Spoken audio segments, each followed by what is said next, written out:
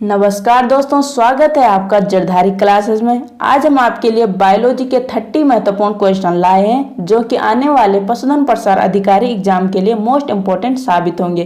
तो चलिए दोस्तों, वीडियो की शुरुआत करते हैं। यहाँ पे फर्स्ट क्वेश्चन है हमारा, मानव शरीर की कौन सी ग्लैंड एक साथ अंतःस्रावी और बाह्यस्रावी दोनों की तरह कार्य करती है? तो हमारे यहाँ पे ए ऑप्शन सही है, अग्नाशय यानी कि पैनक्रियाज, क्योंकि इसमें 2 टाइप की सेल होती है। एक होती है एसिनाई जो कि बाह्यस्रावी कोशिकाओं का समूह है, जबकि लैंगरहंस की दीपिकाएं हैं वो क्या है, अंतःस्रावी कोशिकाओं का समूह है।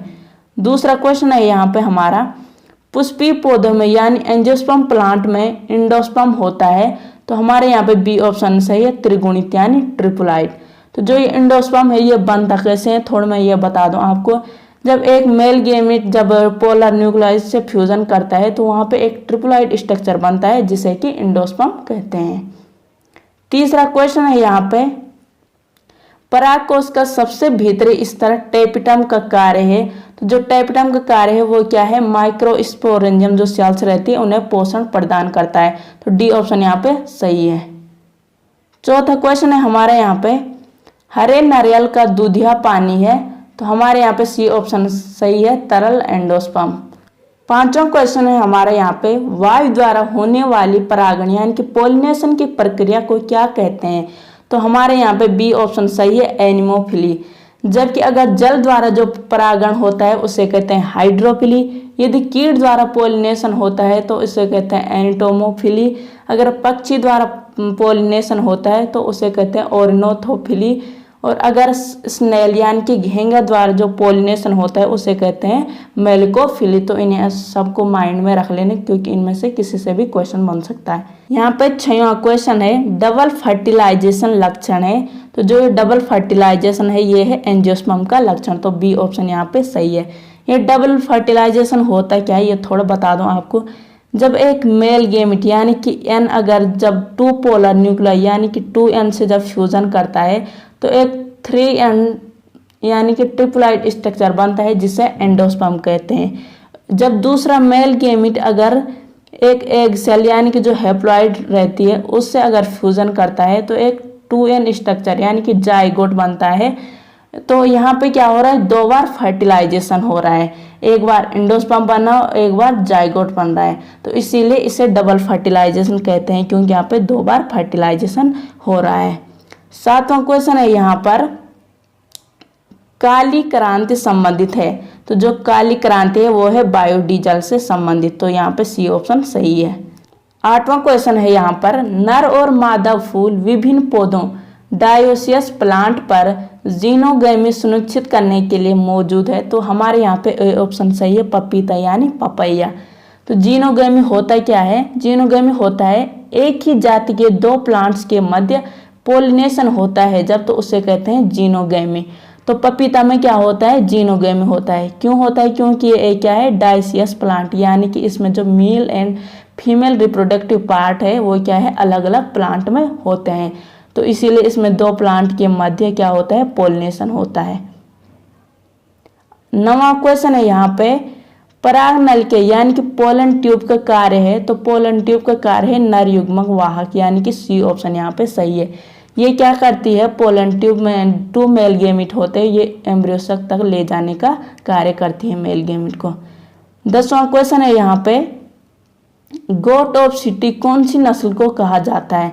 तो गोट ऑफ सिटी बारबरी को कहा जाता है। तो ए ऑप्शन यहाँ पे सही है। 11वां क्वेश्चन है हमारा, परजीवियों का चलता फिरता म्यूजियम कहलाता है? तो वो कहलाता है भेड़ यानी कि सीप। तो सी ऑप्शन यहाँ पे सही है। यहाँ पर 12वां क्वेश्चन है, भैंस की कौन सी नस्ल में सर्वाधिक वसा यानी कि फैट होती है? तो ये होती है भदावरी में। तो सी ऑप्शन यहाँ पे सही है। 13वां क्वेश्चन है हमारा, गाय की कौन सी नस्ल का दूध सबसे मीठा होता है? तो वो होता है साहिवाल। तो ए ऑप्शन यहाँ पे सही है। 14वां क्वेश्चन है, दुग्ध उत्पादन बढ़ाने के लिए गाय को दिया जाता है? तो गाय को दिया जाता है प्रोलैक्टिन। तो ए ऑप्शन यहाँ पे सही है।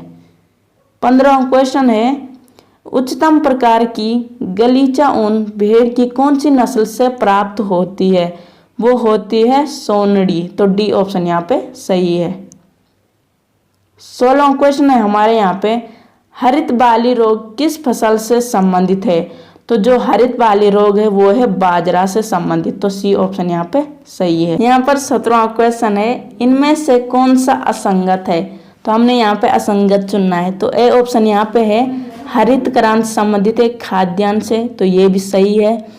लाल क्रांति संबंधित है मांस और टमाटर से, तो ये भी सही है। गुलाबी क्रांति है उर्वरक, तो यहाँ पे ये असंगत है, तो अर्थात हमारा जो ऑप्शन है वो है सी सही है। जो गुलाबी क्रांति है वो है संबंधित प्याज और झींगा उत्पादन से, तो जो डी ऑप्शन है ये है रजत क्रांति, तो रजत क्रांति अंडाणु या मुर्गी से संबंधित।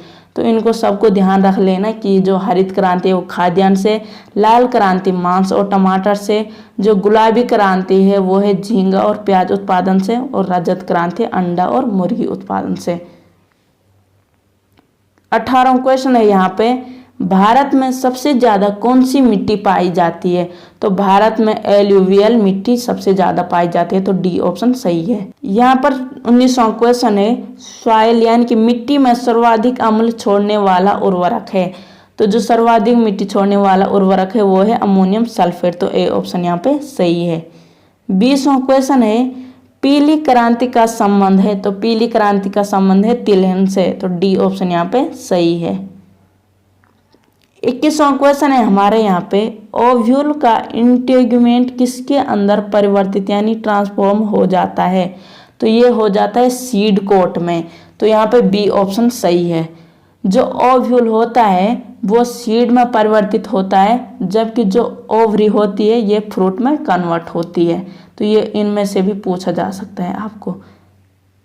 22वां क्वेश्चन है, क्लिस्टोगेमस पुष्प है, तो यहाँ पे सी ऑप्शन सही है। द्विलिंगी पुष्प जो कभी नहीं खुलते हैं, तो इसीलिए ये कभी नहीं खुलते, तो इनमें क्या होता है सेल्फ पोलिनेशन होता है हमेशा, और ये क्या होते हैं बाइसेक्सुअल, यानी कि इसमें क्या होता है एक ही प्लांट में क्या होते हैं मेल एंड फीमेल दोनों पुष्प होते हैं। तो जो इसके जो एग्जाम्पल हैं वो है वायोला, कोमेलिना और ऑक्जेलिस, ये क्या है क्लिस्टोगेमस पुष्प हैं। 23वां क्वेश्चन है यहाँ पर, चिरोप्टेरोफिली परागण यानी कि पोलिनेशन किसके द्वारा होता है? तो ये होता है चमगादड़ के द्वारा, तो बी ऑप्शन हमारे यहाँ पे सही है। 24वां क्वेश्चन है, प्रकाश संश्लेषण में मुक्त होने वाली ऑक्सीजन का स्रोत है, तो वो है जल, ए ऑप्शन सही है। जल का हाइड्रोलाइसिस होता है, तो उससे ऑक्सीजन निकलती है एनवायरनमेंट में, और जो उसका हाइड्रोजन रहता है वो CO2 में जुड़कर ग्लूकोज का फॉर्मेशन करता है।